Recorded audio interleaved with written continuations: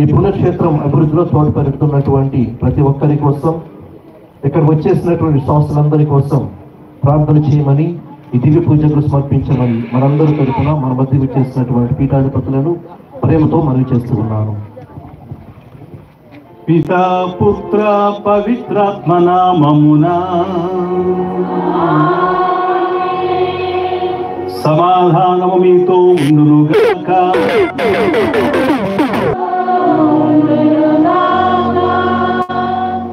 మీ అందరికీ సహోదరి సహోదరులారా ఈ పండుగ శుభాకాంక్షలు తెలియజేస్తున్నాను. పరమ పవిత్రమైన సిలువను మన విశ్వాసానికి కేంద్ర బిందువుగా ఉంది. ఆ సిలువను ధ్యానించి ఆ సిలువ మీద ప్రాణత్యాగం చేసిన ఇంకొకసారి మనసారా ఆయనకు ప్రణతులు చెల్లించి ఈరోజు మనకు కావలసిన ఆధ్యాత్మిక వరాలను ఆయన దగ్గర నుంచి అందుకుందాం, వేడుకుందాం. మనకు అనేక కష్టాలు వస్తూ ఉంటాయి జీవితంలో. కష్టాలే కాదు, ఒక్కొక్కసారి మనకి మనం వాటి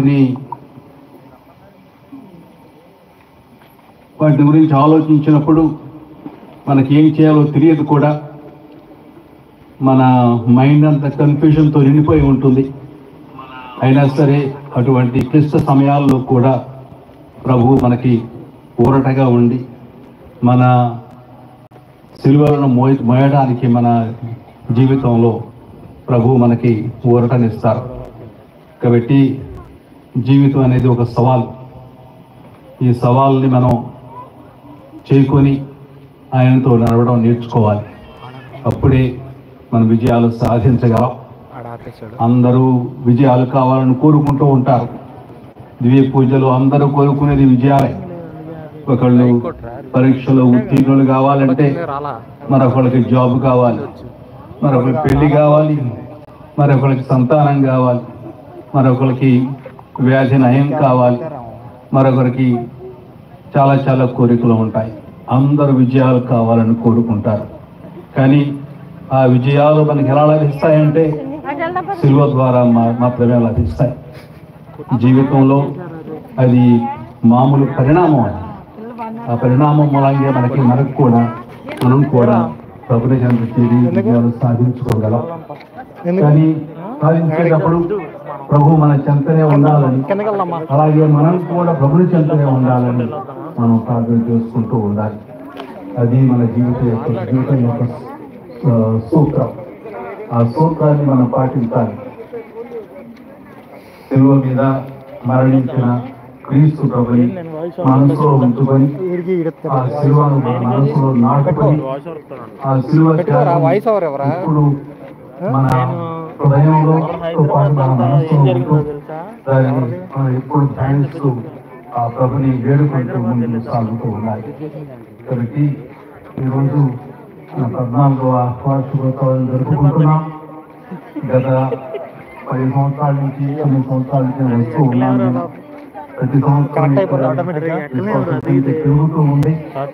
దాంతో పాటు అందరూ ఈ పండుగను జరుపుకోవడానికి సంతోషంగా ఇక్కడికి వస్తున్నారు. ఈ సిలువ పండుగ కేవలం కథోలికులు మాత్రమే కాదు,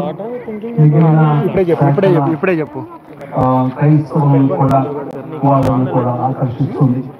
ఎందుకంటే సిలువ అనేది అందరికీ, ఎవరైతే ఆయన శిష్యులు కాగోరుతారో వారందరికీ ఇది సిలువ సత్యం. అంటే వాళ్ళు ఖచ్చితంగా సిలువను చేతులు ప్రభుని వెంట నడవాలి. కాబట్టి ఒక శిష్యుడు కావాలంటే నేర్చుకుంటూ ఉండాలి. శిష్యుడు అంటే ఎవరు? నేర్చుకునేవారు. ఆ విధంగా నేర్చుకోవాలి. అందుకని అందరూ ఈ ప్రభుని కావాలని కోరుకుంటూ ఉంటారు. ప్రభుని చేరాలని కోరుకుంటూ ఉంటారు. ఆయన మంచి శిష్యులుగా తయారవ్వాలని కోరుకుంటూ ఉంటారు. మనం కూడా ఆ విషయాన్ని మనం కోరుకుంటూ ఉండాలి. కేవలం వచ్చేది నాకు లబ్ధి పొందాలని కాదు, నేను ఆయన శిష్యులు కావాలి అని మనం కోరుకుంటూ ఆ ప్రభునికి మన విన్నపాలు చెల్లించుకుంటూ ఉండాలి. సహోదరి సహోదరులారా, ఈ పూజను నెరవేర్చ యోగ్యుల కొరకు మన